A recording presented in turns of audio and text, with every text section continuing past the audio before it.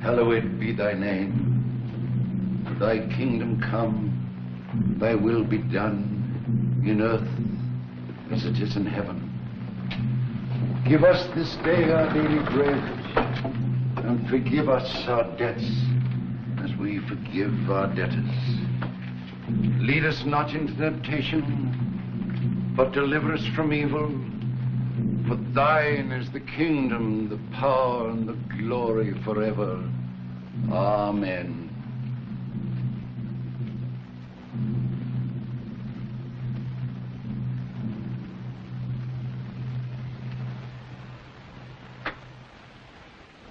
I'd like you to have my notes and records.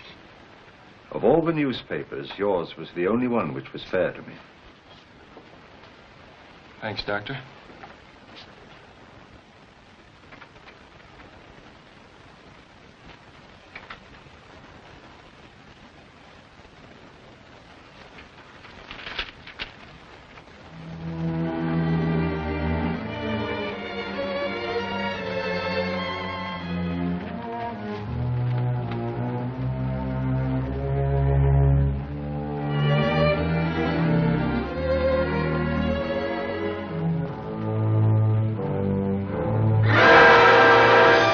The 13th. This morning, my old friend George Kingsley was conducting his class at the University of Newcastle.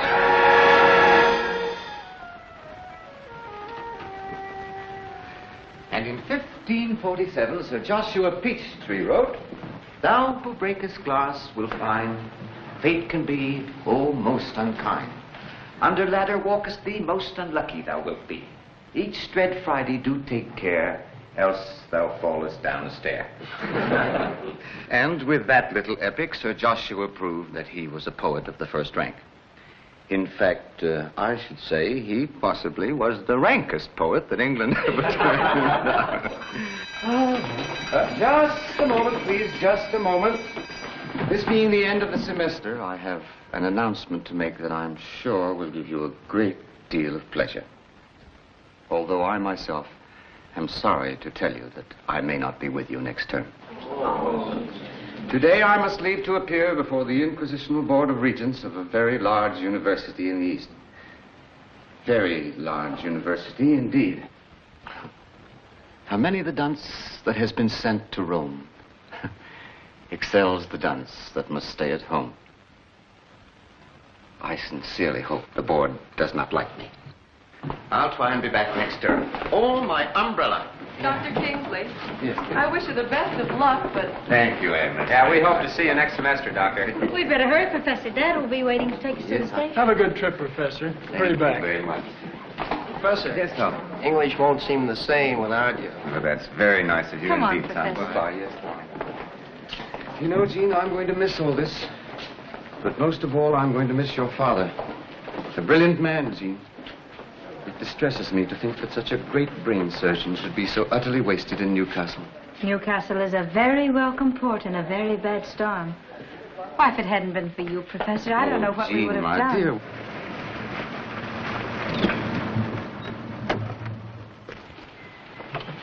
Well, Margaret, you don't know how sorry I am to see you and George leave. You've befriended Jean and me in so many ways since we came to live here. We're going to miss you too, Ernst. Thank you, Margaret. Here they are. Hello, darling. Hello, Margaret. Ernst, if I could only drive, I'd never impose on you like this. It's a pleasure, George. It's rather a mixed one, you know. We hate to see you go. Hello, Dad. Oh, I knew I'd forgotten something. As usual. What now? Ernst, would you mind stopping at the students' cleaning shop? My one and only hat is there. And a professor must have dignity when he goes to the city, mustn't he?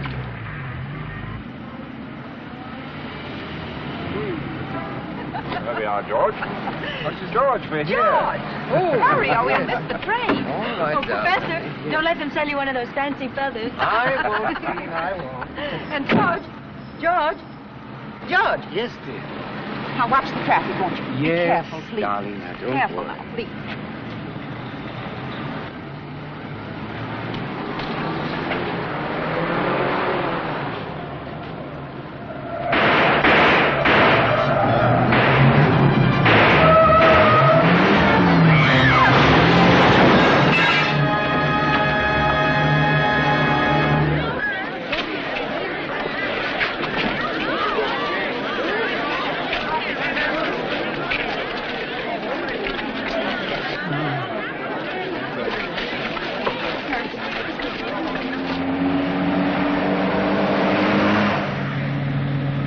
Canon now belongs to the history of crime.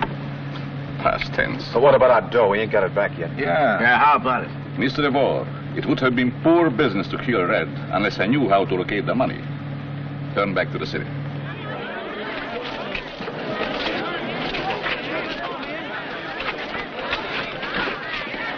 Ernst. He's going to be all right, my dear. Now, you go home with Jean and I'll call you later. We'll be waiting, Dad. Come on.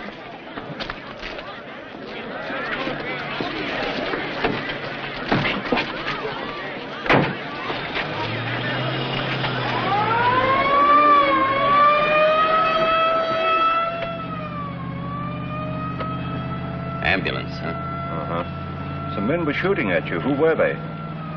Just a few of my pals.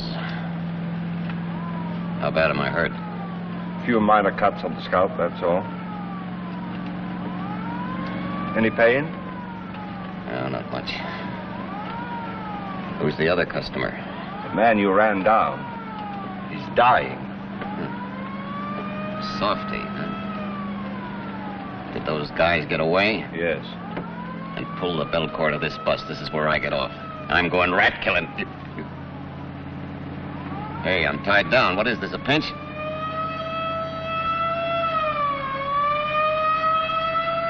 Turn that thing off. I can't stand it. It's driving me crazy.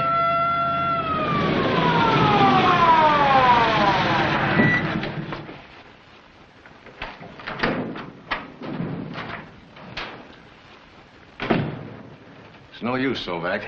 Kingsley has compound frontal and parietal fracture and severe concussion of the cerebrum. Just a matter of hours or minutes.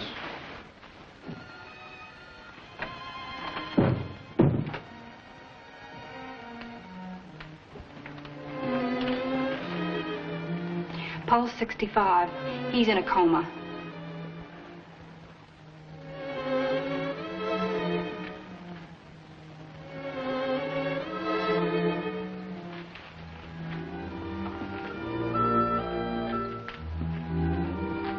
All right, nurse, you can go. I'll stay. What's the matter with me, Doc?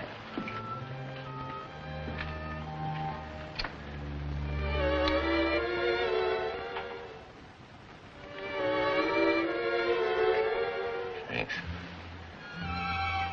What's the matter with me, Doc?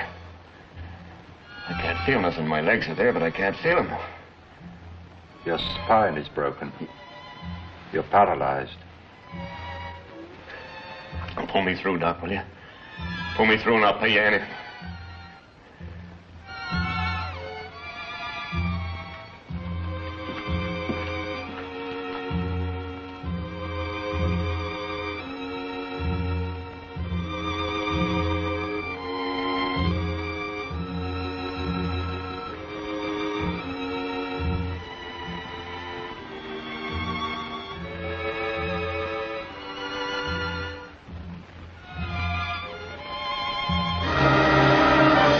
the only possible way to save George Kingsley's life is by a brain transplantation, an operation I performed successfully on animals. This is a dangerous and illegal operation, but a chance to make a great scientific discovery and perhaps save my friend's life.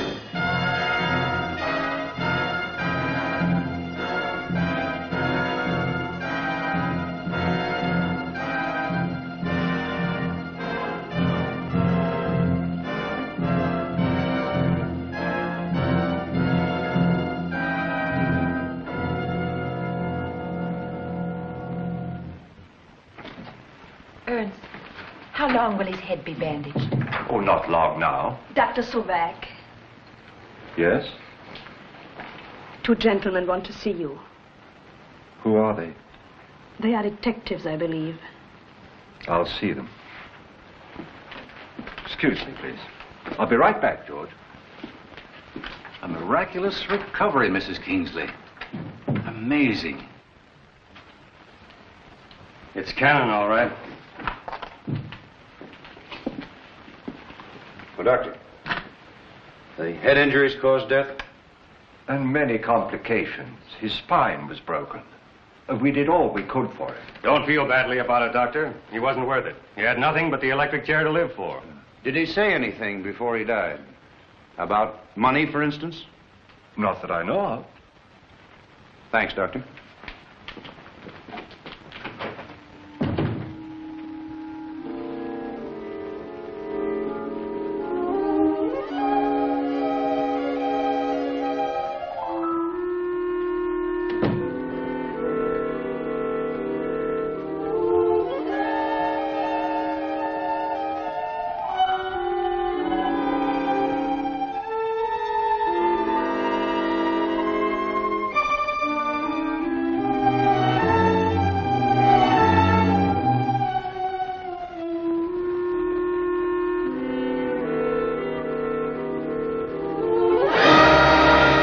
$500,000. With that money, I could build my own laboratory and continue with my experiments. Kingsley is convalescing and seems to show some of Red Cannon's traits. Does the Cannon brain in Kingsley's head retain the knowledge of the hidden money?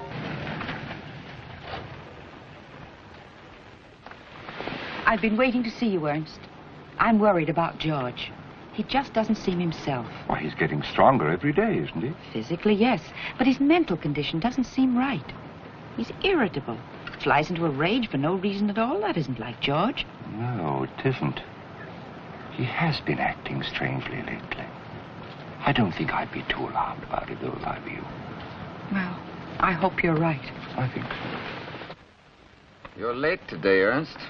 Come and sit down and talk to me. I'm feeling very low. Will you have some tea? No, thanks. The trouble with you is you're feeling too well. Too well? I used to think that a long period of convalescence would be like an ocean voyage. That I'd have a chance to read all the books I want to that I haven't time to ordinarily. But nothing seems to interest me. A boring period, convalescence. Yes, indeed it is. I'm afraid I've got to go to New York for a few days, George. You've got to... Yes, a little business for the hospital. Well, that's nice, I must say. What am I going to do for companionship? Well, why not come with me? Come with you? Oh, no, I couldn't do that. New York's too big, too noisy. I never have wanted to go there. And yet... It's the very thing you need, George. You've had your fill of peace and quiet. You'll find New York exciting, stimulating. Just the thing to lift you out of the doldrums. As my doctor, do you prescribe it? As your doctor, I insist on it. Very well. I'll tell Margaret to pack. Oh, no, George, let's go alone. Alone? In New York without Margaret? What you need is a radical change. Well, perhaps you're right, Ernst. I've been like a bear lately. I'm quite sure she'd be glad to be rid of me for a time. New York. New York, I wonder...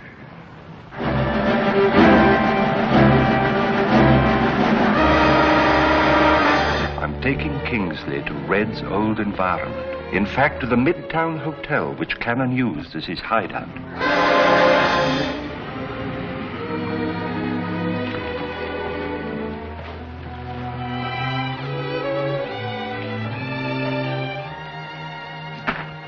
afternoon, gentlemen. We'd like adjoining rooms. Yes. 505 and 506, if they're available, are they? Well, yes, they're available.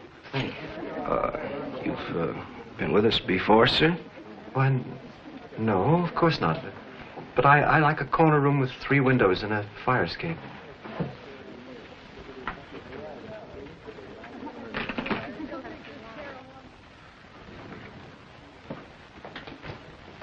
This way, gentlemen.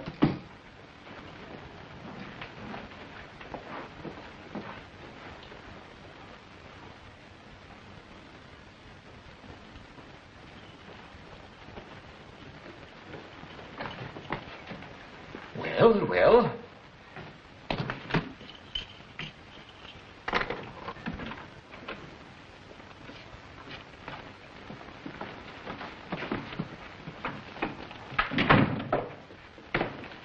I'm in the next room, Ernst.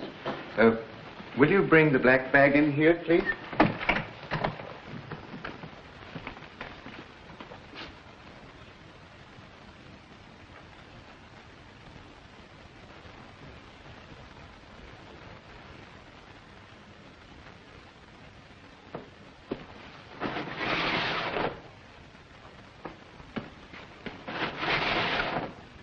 You sure picked the room with the history, Mr. Kingsley. Oh, really?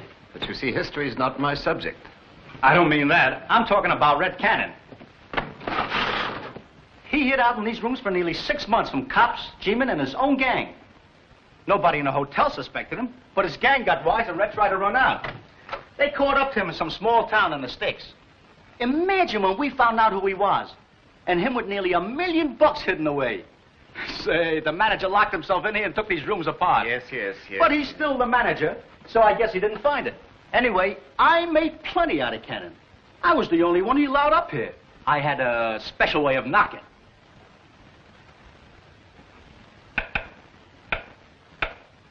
Yes, sir. That's it. Thanks.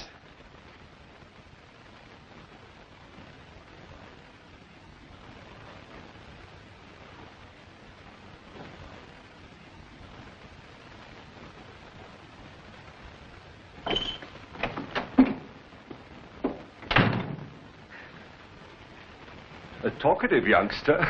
Babbles on like Tennyson's brook. Ernst, I'm going to freshen up a bit.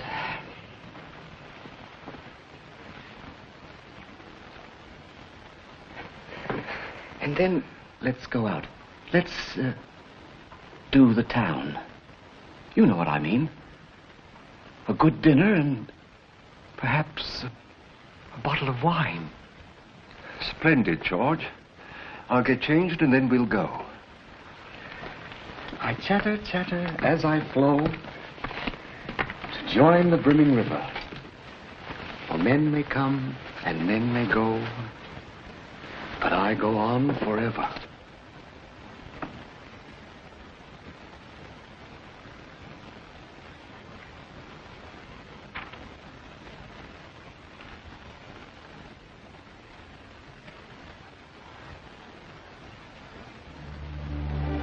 The Cannon brain remembers this hotel. Will it also remember Red's friends? Miller, Kane, DeVore, and Marnie. I'm taking Kingsley to the Club Royale where he'll see Sonny Rogers, Cannon's former sweetheart. My kisses captured your lips, but never reached your heart. Last night I thought you loved me dearly, and I was An old-fashioned. George? I'm ready for anything. Two. Yes, sir. But now you're as far as the tiny star. I find the singer rather interesting, don't you, George? Who is she, Ernst? I seem to know her. Could she be one of my former students?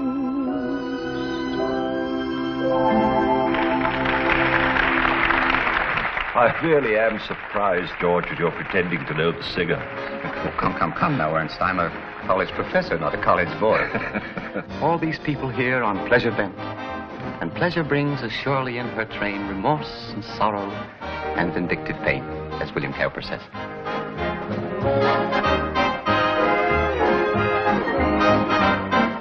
Oh, pardon me. Sure.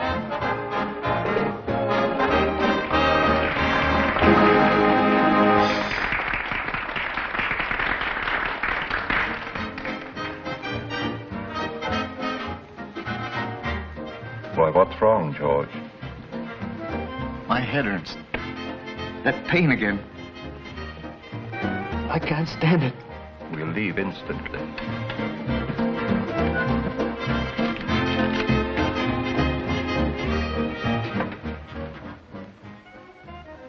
Yes? Yes, the next train leaves at noon. Do you wish me to make a reservation? Yes, please. And send up a boy to help me pack, will you?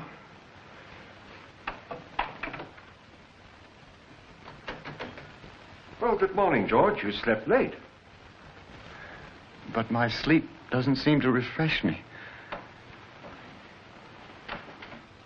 Ernst, we're old enough friends that we don't have to deceive each other. Why do you say that?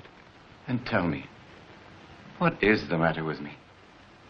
My sleep only seems to tire me. And I'm haunted by the most horrible dreams. A perfectly normal reaction to the shock of your accident, George. Come in.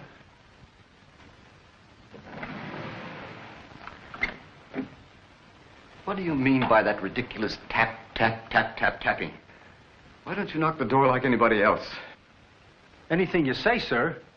You wanted me to pack? Yes. I don't know what I'm doing here anyway. Ernst, I'm going home. I need Margaret. I don't think I'd try to leave today, George. Now, you can stop the packing. Yes, sir.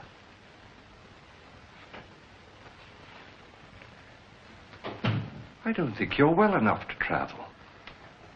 Now, let's wait and see how you feel tomorrow.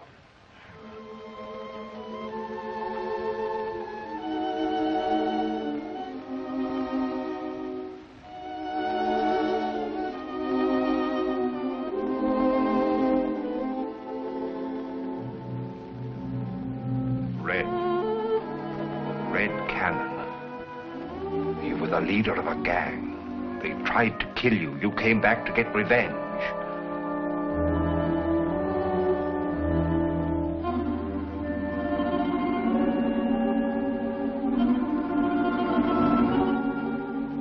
Red, do you remember the name Marney? Marney. He's the one who took your place. Marney, Miller, Kane, DeVore. Why did they try to kill you, Red? To get your money? But they didn't find it, did they? It's safe, just where you hid it. Where is it, Red? Marney, Miller, Kane,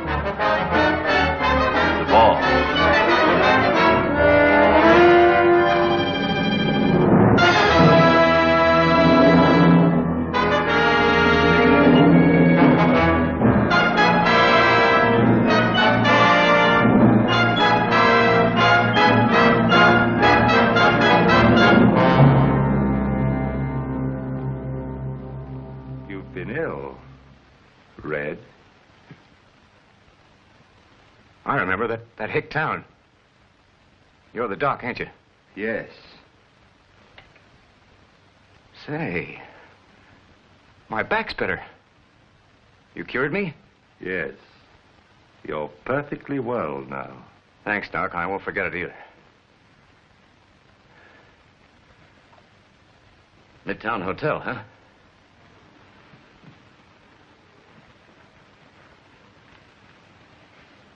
How'd I get here? You asked me to bring you. I must have been out of my head. Like every copper in town will be looking for me. I've got something to tell you, Red. Oh, yeah? What? You were smashed up in an accident, you remember? I had to operate to give you another body. You had to do what? What are you talking about?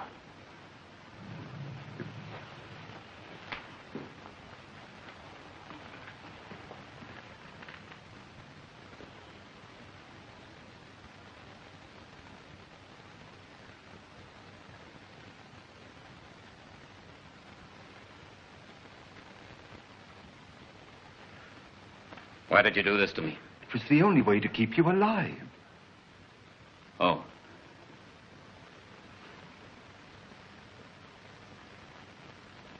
Why, Doc, you're a genius. But you could have given me a better chassis. I never saw plastic surgery like that before. I used the body of the other man who was dead. Yeah. It was the only way to save you. Say, wait a minute. Nobody will know me like this. Why, I can do anything. Who was the other guy? He was a professor of English literature. English literature? Well, how are you, Prof? You're now Professor George Kingsley, and you teach in the university at Newcastle. What a disguise. What a break for Red Cannon.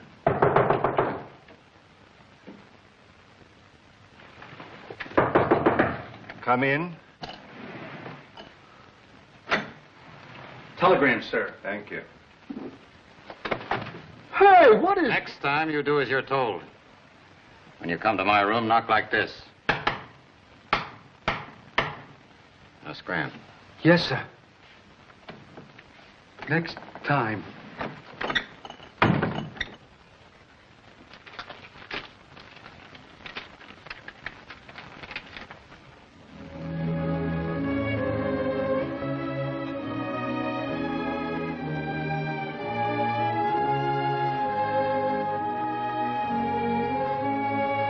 Red, I think...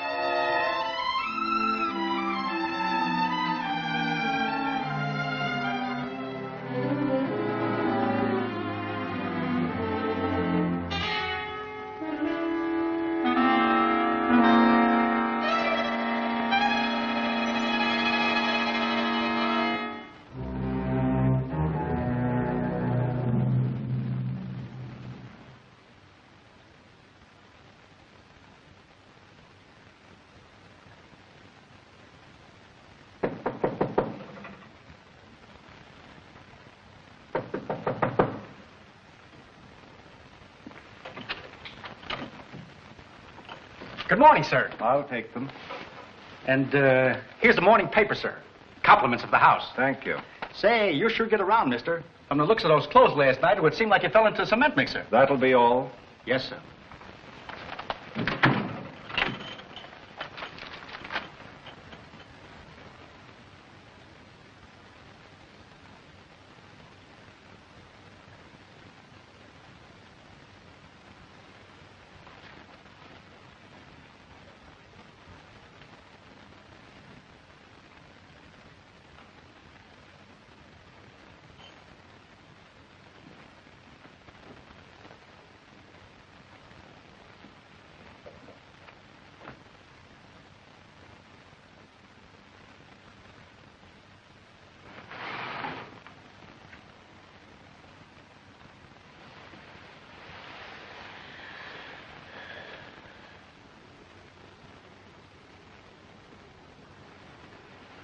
Morning?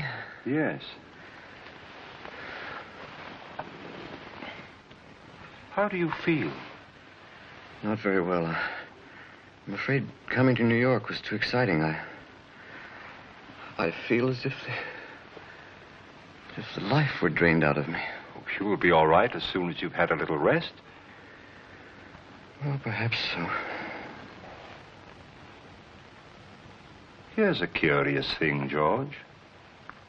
It seems that Louis Duvall, one of the Red Cannon gang, was found early this morning in a deserted building, dying from the effects of a brutal beating.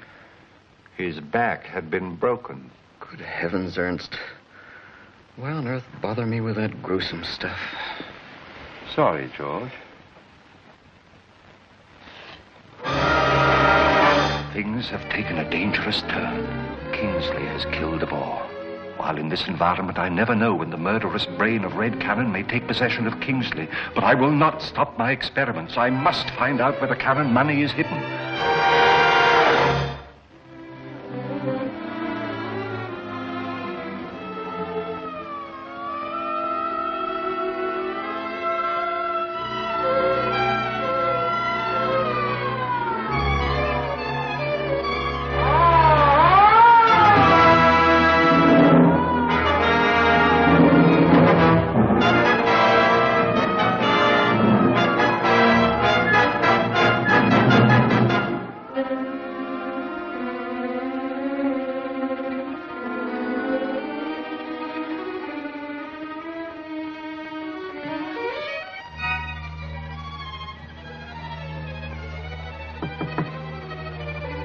All ready, George?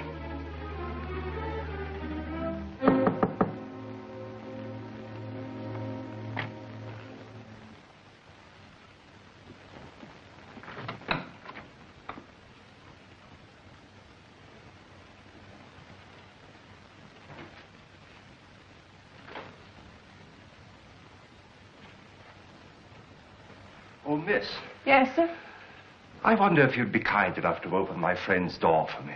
I'm a little worried about him. He hasn't been very well. Yes, sir. I ain't been feeling so well myself lately.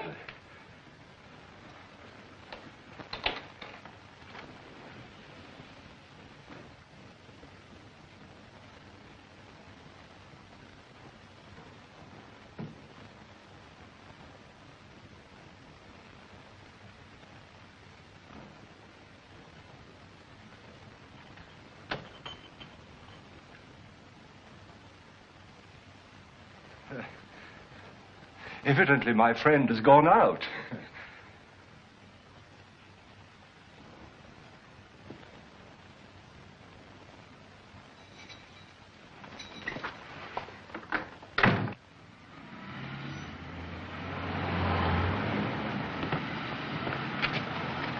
You can wait for me. No, thank you. I was here the other night with a friend. The rather middle-aged gentleman. That's right. Has he been here tonight? I don't think so. Oh, wait a minute. There was a gentleman that looked like him at the bar. At the bar?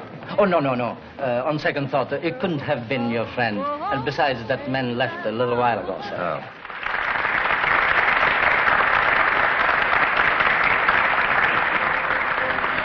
I don't think Sonny was pleased to see us. Why are we wasting time fooling around here? Didn't you see that newspaper picture of Devore's battered body? So maybe they'd kill us after us, too. A good deduction.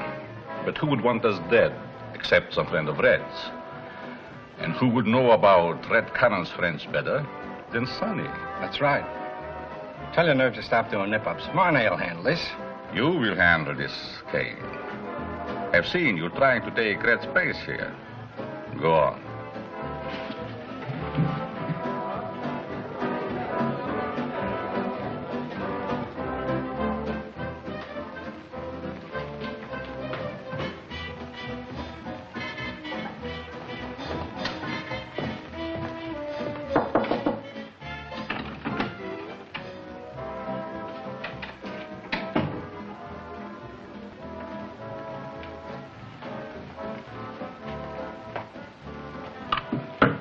I didn't have any part of Devore's killing. Nobody said you did. And everything's just lovely. I'd like to see you at your apartment after you get through. Maybe if we put together what you know about Red and what I know, it'll add up to some money. Say, if I knew anything about $500,000, do you think I'd be working in this joint? We'll go over all that later. Like it? Sure. It's yours. Tonight.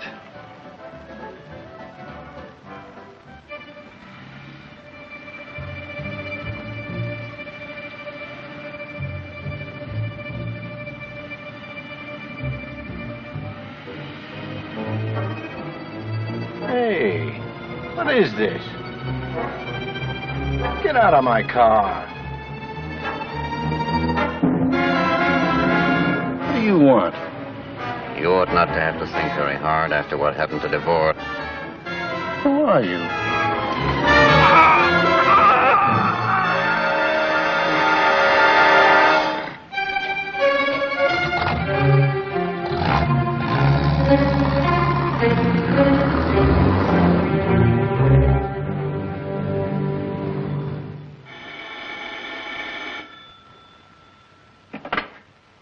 Hello, Bill.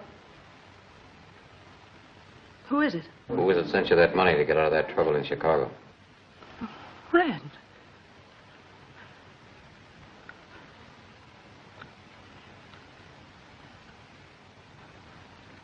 You're alive?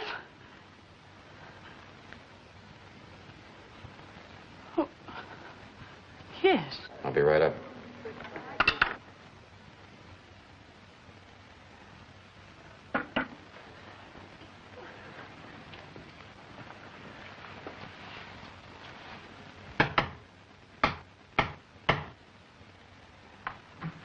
Red.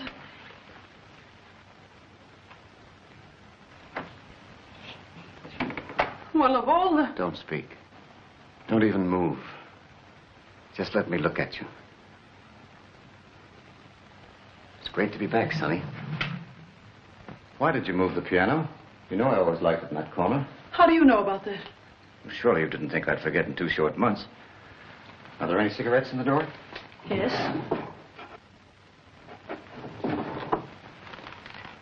You look good, darling. Come on, let's have a drink.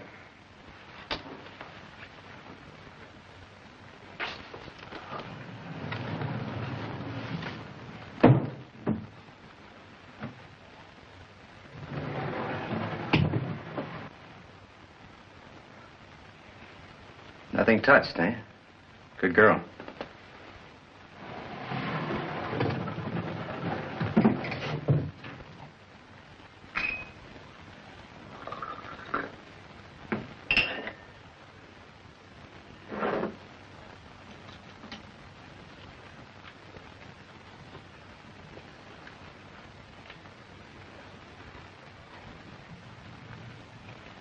Well, here we are. How do you like the trimmings?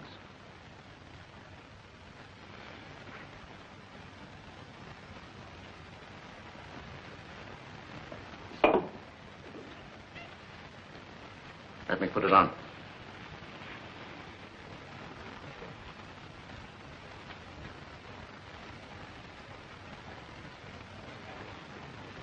How did you get it? Just picked it up. Well, you don't seem very glad to see me. You're afraid. What are you afraid of? I'm not afraid. Red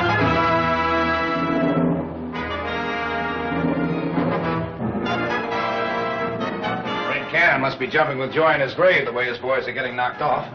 All right, boys. About the DeVore and Kane murders. You know, they were both Cannon's men. We've always believed that his own gang was responsible for Red's death. Can some friend of his be systematically killing off his murderers? A dead gangster has no friends. Now, I want you to go out and find Marney and Miller. Yes, sir. Okay. Take a couple of men with you and check the Ritz Manor apartments.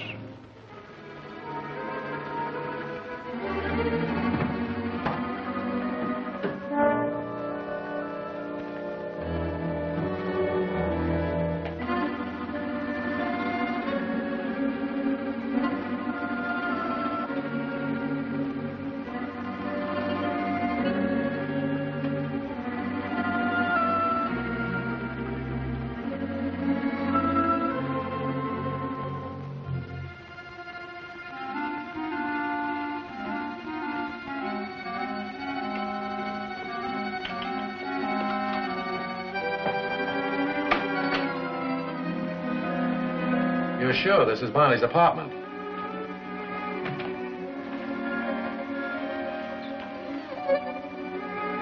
Oh, good afternoon. I'm sorry, but Mr. Marney is not at home. Do you mind if we wait for him? Not at all. Are you a friend of Mr. Marney? In a way, I'm just waiting till he comes back. Who are you? What? We're from police headquarters. Oh, I see. My name is Kingsley. I'm a professor of English at the University of Newcastle. From Newcastle? Yes. You the professor was hit the time Red Cannon was killed? That's right. What business could you have with Marney? You better come along with us and explain that to the DA.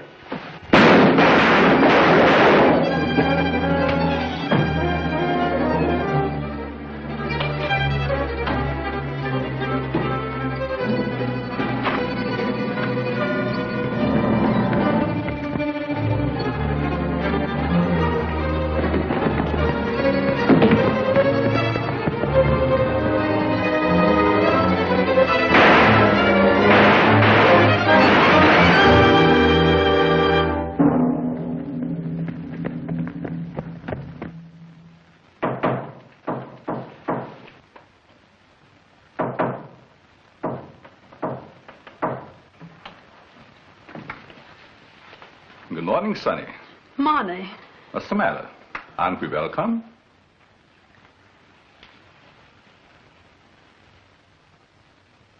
So Kane was here last night. Well, I had a date with him, but he didn't show up. The police found his body this morning, strangled. Yeah, and his back was broken, just like divorce. Well, I don't know anything about it. No, if Kane wasn't here, where did you get that watch? Well, I expected him, but somebody else came and gave me the watch. Who? He said he was Red Cannon. What did you drive up in? A hearse? Try again. And be a little more believable. Hey, Red was here. Look. Red always killed his cigarettes this way. Now, you've got to be alive to do that. Red's been dead since 2 months. That's what I thought. But last night this man came here, and he didn't look like Red, but... This is the first thing he did when he came in.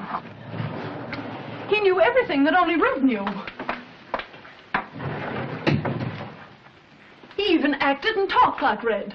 Probably somebody Red coached carefully. Somebody from that hick town who got close to him before he died. If he knows so much, he may know where Red hid the money. That will be his payoff. He gets Red's money for killing all of us. Where does he live? I suppose you're going to say room 505 at the Midtown.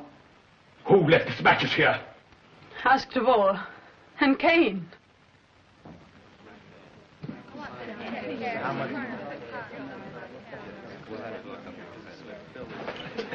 Thank you. Any word of Professor Kingsley? Nothing, Doctor.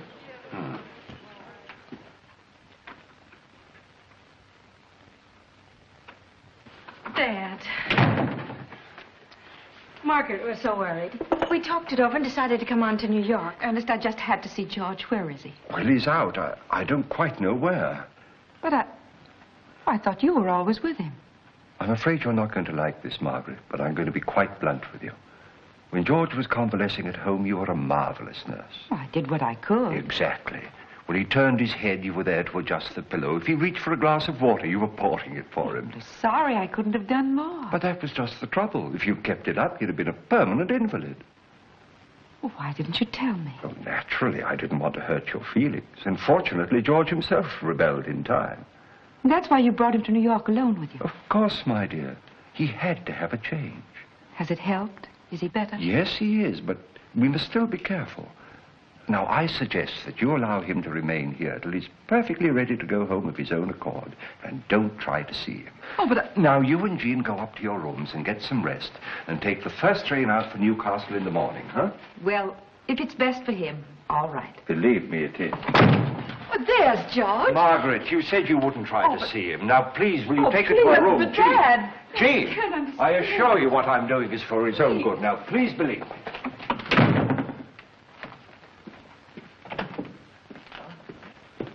Who were the women? Never mind that. Why, what's happened to your shoulder? I got nicked. Who were those women? My daughter and your wife. My what? Oh, Kingsley's, huh? Well, get him out of here. I don't want any dames around here. Let me see. You've been shot. Yeah. Fix it up, will you? How'd you get it? The coppers shot me. It's only a scratch. How'd you get it? Well, don't ride me. It's your fault anyway. Mine? Yeah. You told me to use this Kingsley gag. Well, I pulled it and it didn't work. Where were you? In Marnie's apartment. They tried to question Professor Kingsley and I wouldn't stand for it. You killed him? Well, what do you think? Come on, get to work. You fool. They'll catch you before we get the money and... What money? What do you know about the money? Why, You know too much, Doc. Just a minute, Red. You kill me, what becomes of you? You think you're Red Cannon, don't you? But whose body are you wearing? Well, you told me. Exactly. George Kingsley's. Professor of English Literature at Newcastle. How'd you like to be George Kingsley for good? What do you mean? You're walking around in Kingsley's body, all right. But part of your brain is his, and you can't control it. That's not true. You killed DeVore. Last night, you murdered Kane in his car outside the club. I saw it. Remember?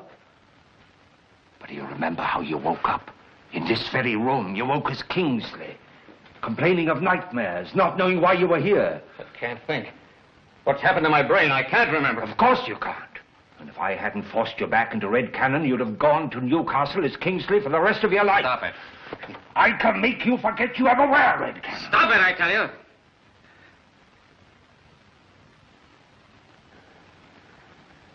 I'll cut you in on the dough. You'll get your share. From now on, you do exactly as I say. Okay, Doc.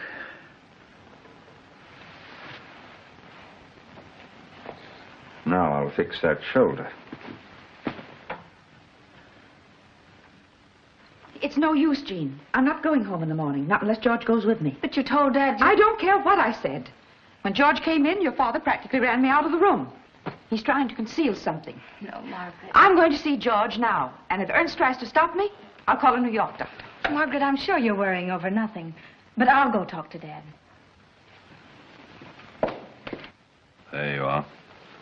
Okay. Nice job, Doc. It's not safe to stay here too long. You get that money tonight. Maybe you're right. I'll get going right away.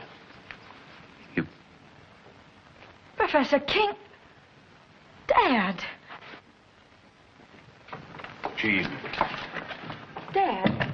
He didn't even know who I was. Oh, nonsense, Jean. And the way he looked. He was like Professor Kingsley, and yet... Dad, what is back of all this?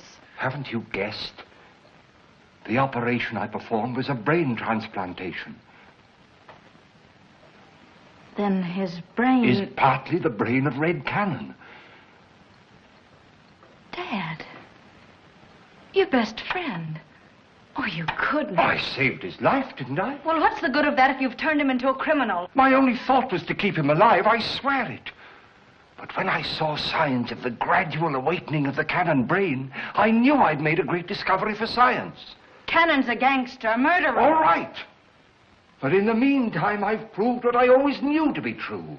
Transplanted human brain cells will live and function. What a triumph! Think of it. I'm not a scientist, Father. I can only see you destroying your best friend. Oh, it's too late to think of that. But you must. Think what you're doing to him and Margaret. Oh, he'll be all right.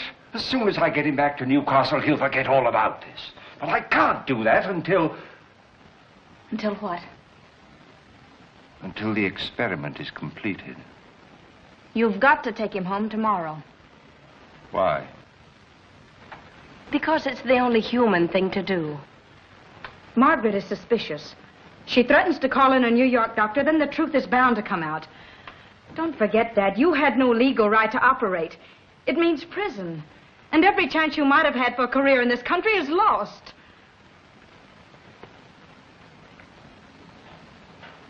Very well. Tell Margaret we'll go back to Newcastle in the morning. I'll tell her.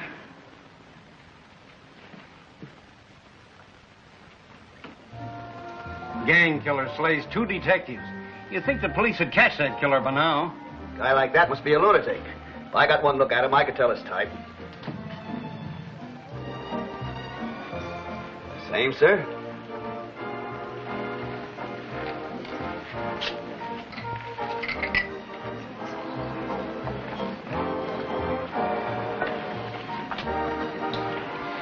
Hello, darling. I sent you a message. I was coming back to your dressing room. Go home and pack.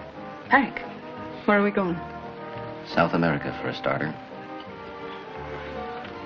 Have we money enough? All the money in the world. Understand? All the money in the world. Let me have the keys to your car. I don't want any taxi drivers hanging around. Yes, sure. Hear from me in an hour, and I'll have everything we need. You ready? What do you think?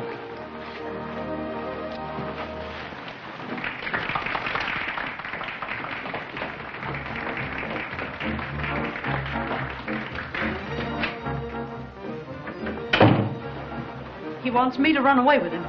He's going to pick up the money now. Good. I knew he would. Sooner or later, we'll get it. And split it 3 ways. Well, that's all right with me. I'll point him out to you.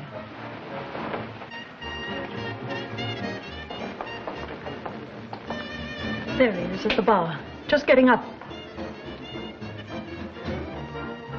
He's taking my car. It should be easy to follow.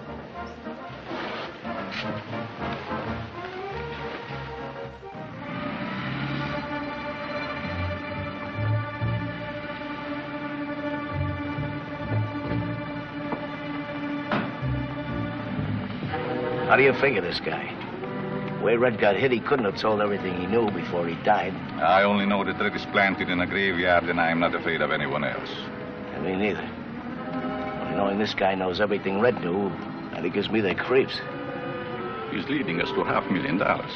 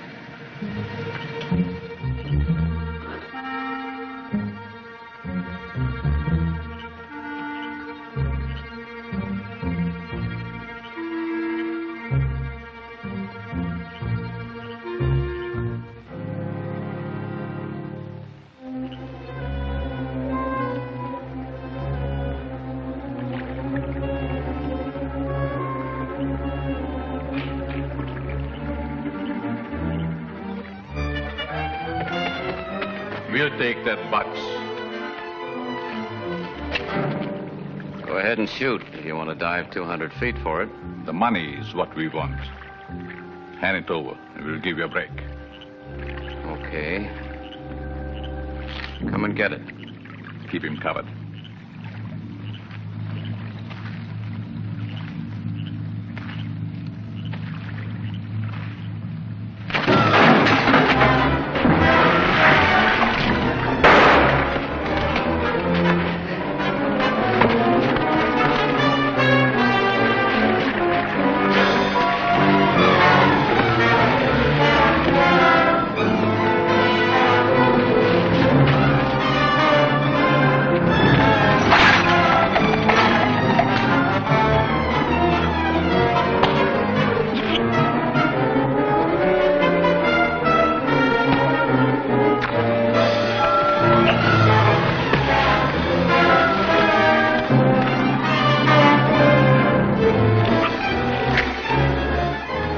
You never saw the day I couldn't break you apart, Miller.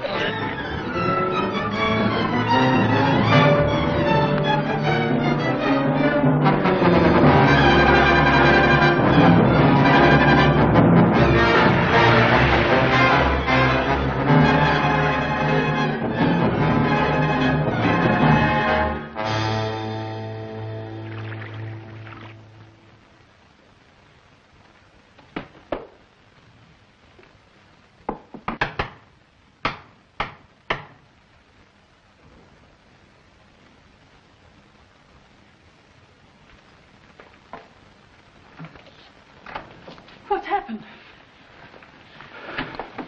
Where's Miller? Get me something to open this. Hurry.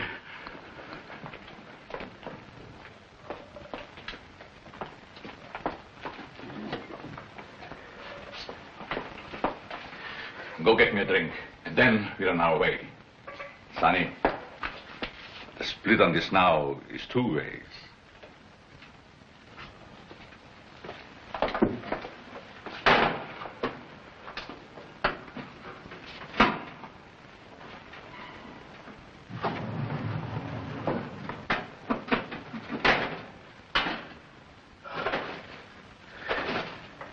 Sonny.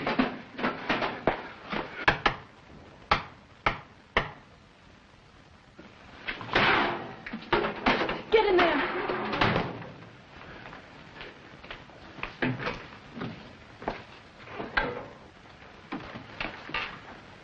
Oh, you're late. Where's Marnie? I don't know. I haven't seen him. Why is the bar open? I was getting a drink. I was almost packed and just waiting for you. Well, why are you staring at me? What's happened to you? Marnie and Miller followed me from the nightclub. Now I know why you didn't want me to come back to your dressing room. They were there.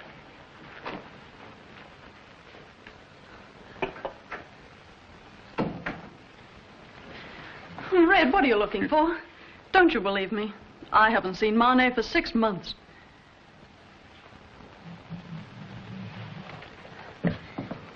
Fred, look at me. There's never been anybody but you. Believe me.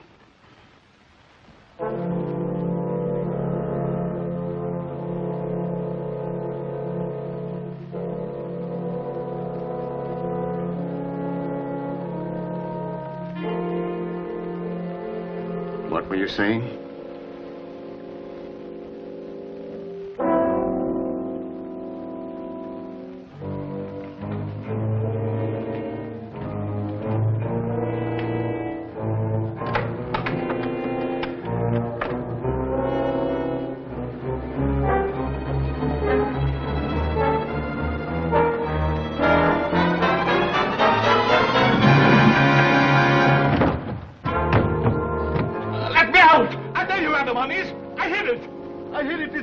Red. It's in the oven. Let me out. I tell you where the money is. It's in the oven. Let me out. Let me out. With fire.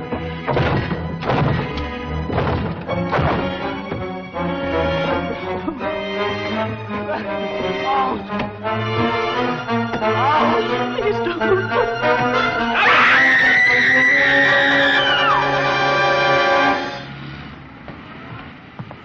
Taxi. Yes, sir. Where to? Wesley Airport. Yes, sir. Pardon the order. A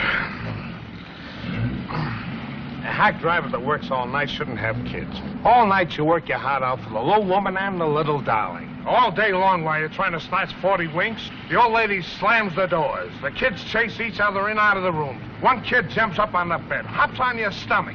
Daddy, tell me a story. Tell me a funny story. I knock him out of the bed. He screams. The old lady calls me a tramp. Home sweet home. I'll kill him. Shut up. I don't like gabbly taxi drivers.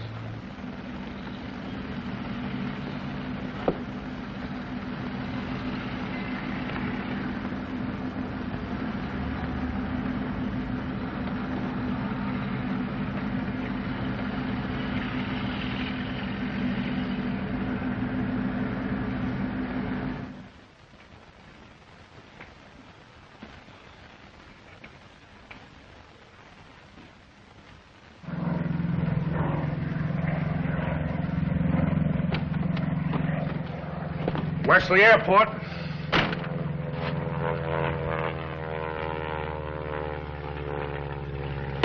Wesley Airport. What? Wesley Airport. Drive me to the Midtown Hotel.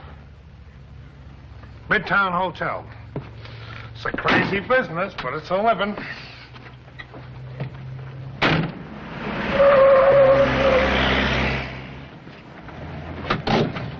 Midtown Hotel. 480. Thank you. Keep the change. Hey, you forgot your box.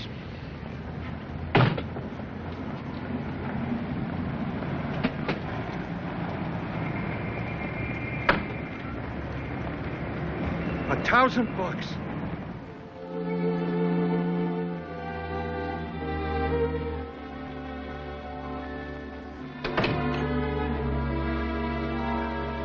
George. Ernst, something's happened to my mind. I found myself in a taxi, and I don't know how I got there.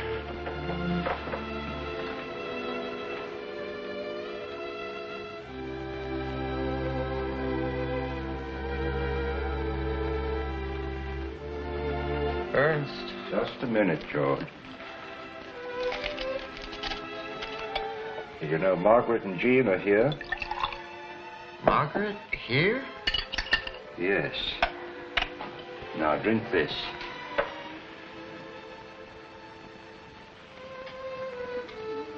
I want you to get some rest before you see them.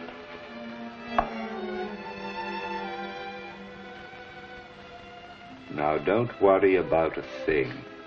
Tomorrow, everything will be all right.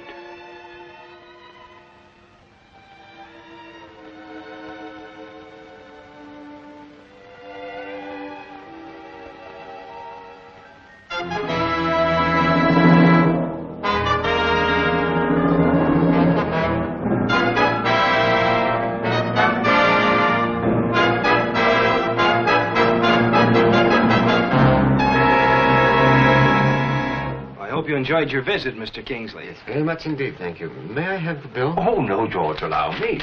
It was understood you were to be my guest, you know. Mr. Kingsley? Yes, that's my name. The chief of police would like to see you. Oh, really? But I don't even know him. We'll introduce you. What can the chief of police possibly want? Well, there can't be any charge against Professor Kingsley, surely. The chief will explain all that. Who are you? I'm his doctor. He's just recovering from an extremely serious illness. Come along. I'd like to go, too, if you don't mind. All right. Come on. Well, you go ahead to the station, dear. Yes, but George... No, it's all right. We'll meet you there. Goodbye.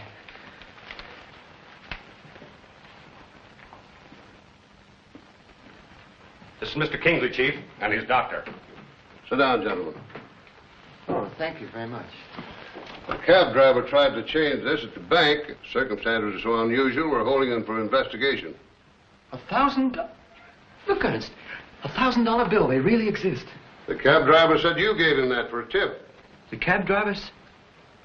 Well, that's a kingly gesture. I'm sure you honor me, but $1,000, why, that's almost 6 months' salary. Bring the driver in. What's your occupation, Mr. Kingsley? I'm a professor of English literature. And I might add, a very underpaid professor. Come on. I gotta get out of here. I tell you, I gotta get out of here. In there. My wife will like having me staying in jail. Is this the man that gave you that $1,000 bill? How do you do? Him? Does he look like a grand note to you? The guy I was talking about was a gangster who pushed me in the face. Can you imagine him pushing me in the face? Oh, no. That's all, Mr. Kingsley. Sorry to have inconvenienced you. Thanks for coming in. Thank you. We've barely time to catch the train, George. Yes. Back in Newcastle, the Red Cannon brain has become completely dormant. Kingsley has returned to his classroom.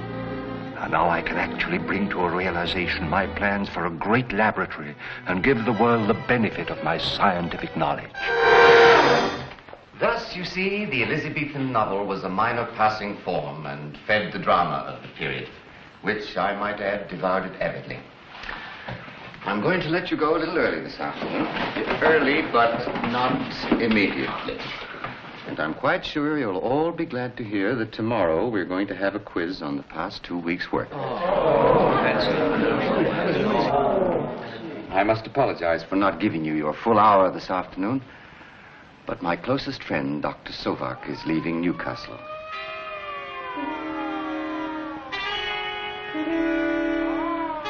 What was that? What is it? What's that noise? What is it? Why don't you answer me? It's a siren. Probably an ambulance or a police car.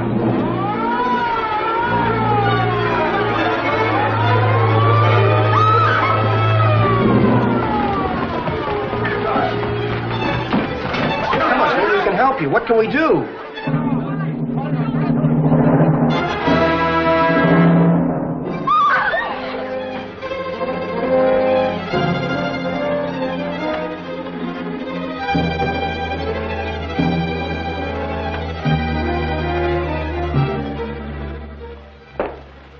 Here you are. Thank you, dear.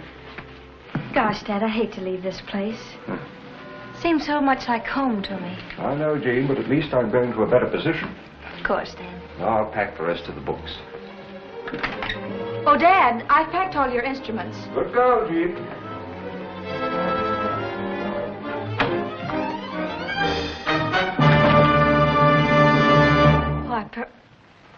Where is he?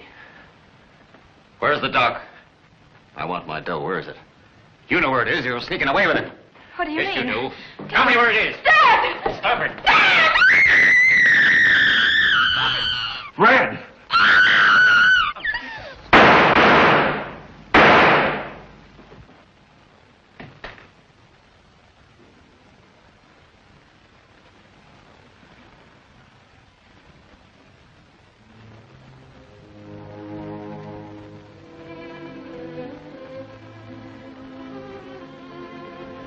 Ernst.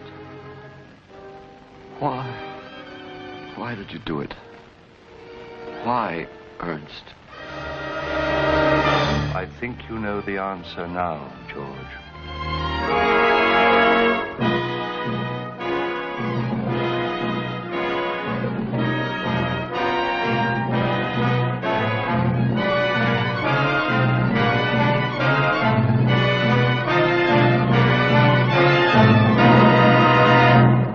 I pronounce this man dead.